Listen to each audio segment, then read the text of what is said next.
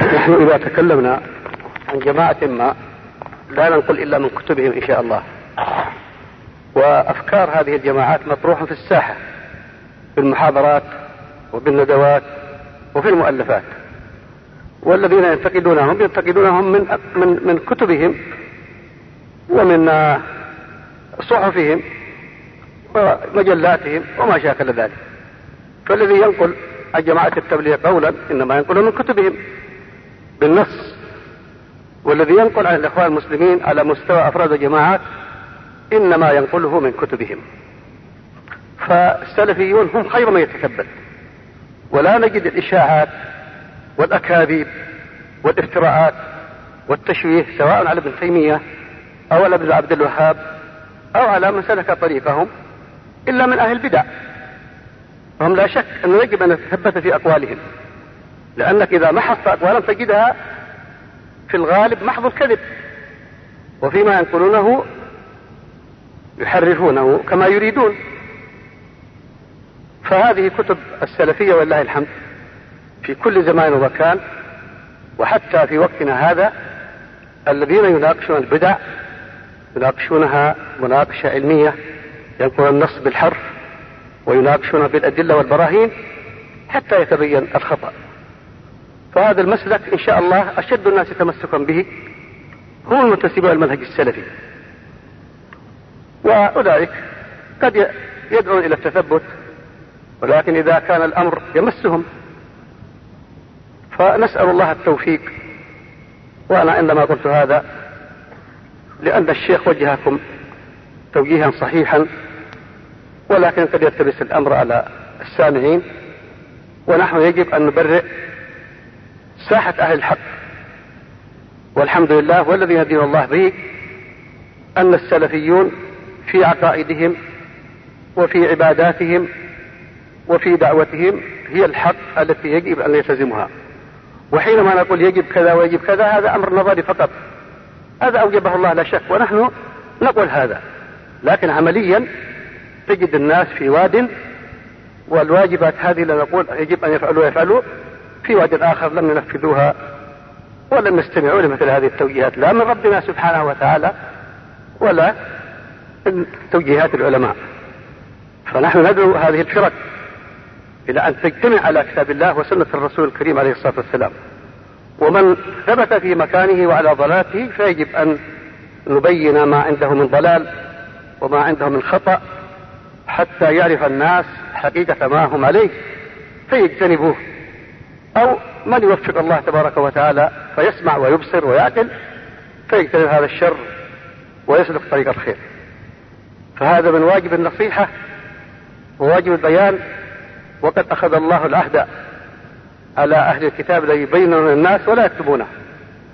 فنحن حينما نرى عددا من البدع في العقائد والعبادات في طائفة ما لا يسعنا السكوت والإقرار لما هم عليه، فنرى واجبا علينا أن نفند هذا الباطل، وفي نفس الوقت نوجه الناس إلى الحق الذي شرعه الله وكلفهم به أن يلتزموه. ويجب أن يتوافر جهود العلماء على هذا. وهذه كتب شيخ الإسلام ابن تيمية تملأ وتزخر بها المكتبات، كلها ما كانت إلا تقويما وتوضيحا وبيانا للحق وتفهيدا للباطل. ونرجو أن نسلك مسلك هذا الرجل في مقاومة الشر والبدع حتى ينقذ الله تبارك وتعالى من شاء إنقاذه، لأن الناس لا يدركون ما هم فيه. كل جماعة ترى أنها على حق، كثير من الناس يتبعون هذا الطريق الضال ويرى أنه هو الطريق الإسلامي الصحيح الموصل إلى الجنة، لكن إذا بينت له أن ما عليه خطأ وضلال وهو يريد الحق لا شك أنه يتراجع ويسلك الطريق الذي شرعه الله والذي يرضي ربنا تبارك وتعالى. ونسأل الله التوفيق، ونسأل الله أن يوفق العلماء لينهضوا بهذا الواجب حتى يستفيد الناس. لما يتكلم واحد فقط وكثير من العلماء لا يشاركون في مثل القيام بهذا العبء لا شك أن الحق سيخذل، وأخشى أن يتحمل العلماء مسؤولية ذلك. هذه أقولها نصيحة لشيوخنا وعلمائنا إن الشباب الآن في حيرة وفي متاهة، بل هذه الحيرة والمتاهة أدت بكثير من شبابنا السلفي أن يسلك مسالك أهل البدع، لأنهم لم يجدوا التوضيح الكافي لما عند أهل البدع من الضلال الذي يجب الابتعاد عنه، ولا التوضيح الكافي للحق والمنهج السلفي حتى يتشبثوا به. كثير من الشباب السلفي ضاعوا لأننا لم نحمل لهم راية شيخ الإسلام ابن تيمية ونقول هذا هو الحق، هذا هو الحق وهذا هو الباطل. فيجب علينا أن نستدرك ما فاتنا ونبين لشبابنا الحق. كم من داعية الآن سلفي يقول الشباب عليكم بالظلال، كأنما كتب من الجنة، عليكم بمعالف الطريق. هذا يدعو إلى فكر الخوارج وإلى تكفير الأمة بأكملها، معالف الطريق. والظلال يدعو إلى تكفير الأمة بأكملها ويعتبر مساجدهم معابد جاهلية. ثم آراء الجهمية والمعتزلة والخوارج والروافض وكل شيء في كتب هذا الرجل. فكيف نمجد لهم هذا الرجل ونقول إمام ومجدد؟ طبعا سيتجه الناس إلى كتب هذا الإمام المجدد وسيتركون المنهج السلفي. إذا لابد من التوضيح يا جماعة يا أمة المسلمين، لابد من التفريق بين الحق والباطل. والله سبحانه وتعالى سمى هذا القرآن فرقانا لأنه يفرق بين الحق والباطل، ومحمد فرق بين الناس أو فرق بين الناس، فيجب على ورثته أن يكونوا فرقا بين الناس وأن يفرقوا بين المحقين والمبطلين. لهذا ضاع شبابنا، أصبح هذا تبليغي وهذا إخواني، وفي نفس الوقت يتنكر المنهج السلفي ويصبح من خصومه.